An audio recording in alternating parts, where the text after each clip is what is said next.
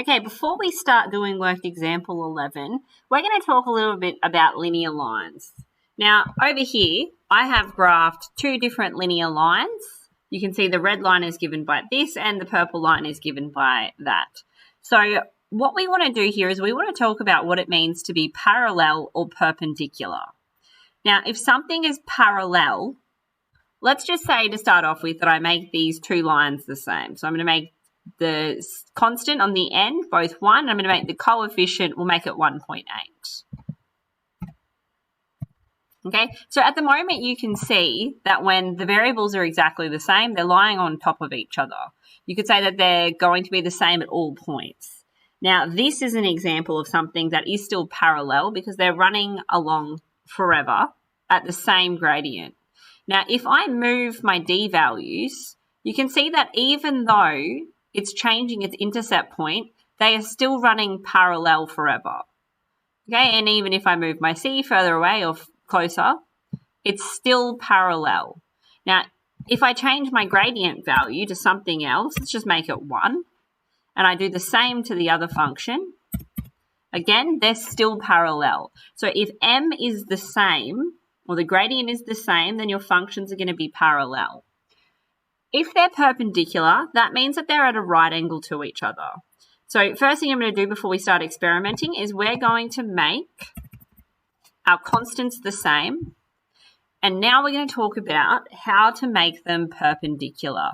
Now, the first thing I need to notice, if I want something to be perpendicular, they can't be running both positively. Okay, if this is my gradient and it's going this way, its perpendicular one goes that way, and in between is right angles. Okay, so if this one had a negative gradient, the other one has to have a positive gradient. The other thing that we have to examine is that our original line, let's just say it's this one, it's given by rise over run. Which means that if I want these things to go parallel, let's try and make them have the same gradient just with negative, and you'll see straight away that this isn't going to work.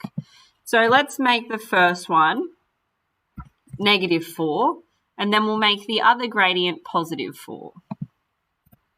Okay, now it's made a cross, so we're getting closer, but that's not quite it. Now, what we did originally is I can see that this thing has a rise of 4 and a run of 1. Okay, if I want them to be perpendicular, that means I want the red line to be doing the opposite, which means I want it to have a rise of 1 and a run of 4. So now we've got our right angles. So from forming that, we can come up with a bit of a rule. Now, if I've got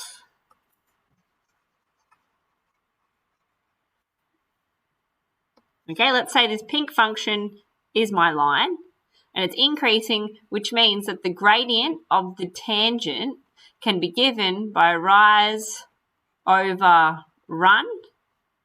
That means that if we want to find the equation that makes this perpendicular,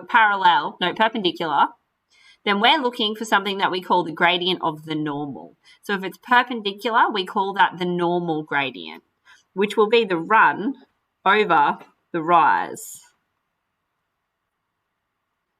And we need to change the symbol in front, so it'll be -1 times that. Okay, you'll get more of a feel for this as we do it, but that's just general terms how we do it. Another way you can express it is -1 over the gradient of the tangent. That gives you the same thing. Okay, so first thing we're going to do is read the question. Determine the equation of the tangent to the curve for this at the point where the gradient has a value of 8. So let's start noting things down. The gradient has a value of 8. Determine the equation of the tangent to the curve when the gradient has a value of 8. So this is like a fancy way of saying we're going to derive using first principles. We want to know when is that equal to 8? What is the x value that makes that statement true? Okay, so reading your questions here is really important because this is a bit of a trick of language. You have to know what you're looking at to see what you want and what you need.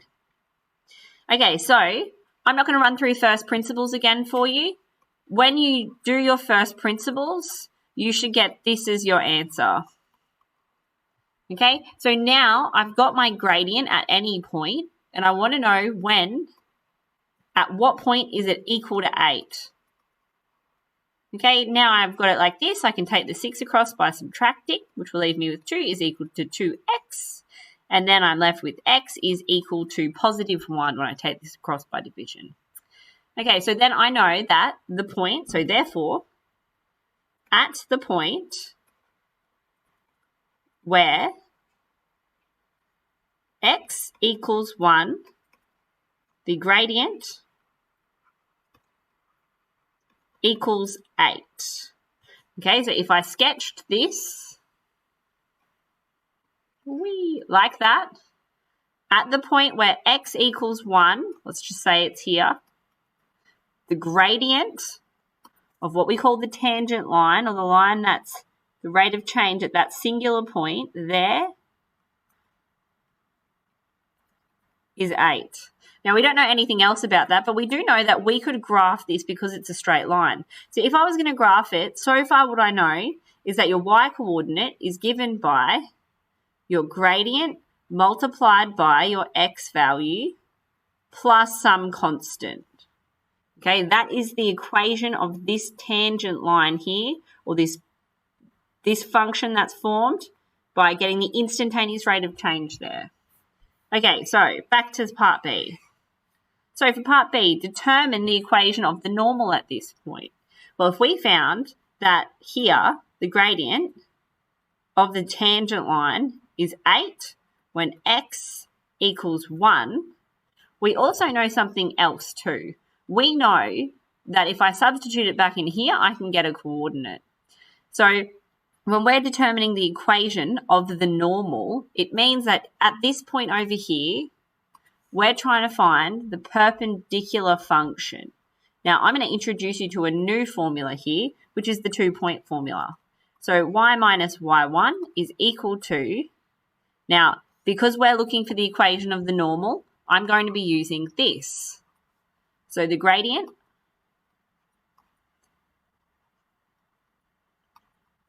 bracket x minus x1. Now, if you mix these around and you do y1 minus y, x1 minus x, it doesn't actually change anything. So currently, I've got an x value, that's 1.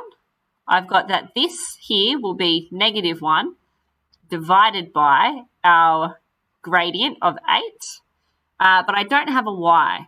Now, I can find the y by putting the x back in here as 1. So if I replace that, I end up with 1 squared plus 6 times 1 minus 8 equals, that will give me 7 minus 8 will give me negative 1. So our function at the point of 1, y is equal to negative 1. Remember, this is just a fancy way of saying y equals. So now I've got my coordinate that at 1, our function is at negative 1. And at that point, the gradient is 8, which means that the gradient of the normal is going to be negative 1 over 8. So I'm going to substitute all of this back into my equation. Y minus negative 1 is equal to negative 1 over 8 bracket x minus 1. Now I'm going to simplify what I've got.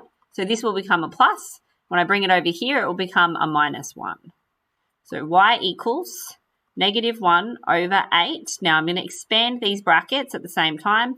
X plus, this times this will turn it positive, plus 1 over 8 minus 1. And if I change that 1 into an 8 over 8, I can simplify my fractions. So it'll become negative 1 over 8x plus, minus 7 over 8. And that is the equation for the normal at the point where x equals 1.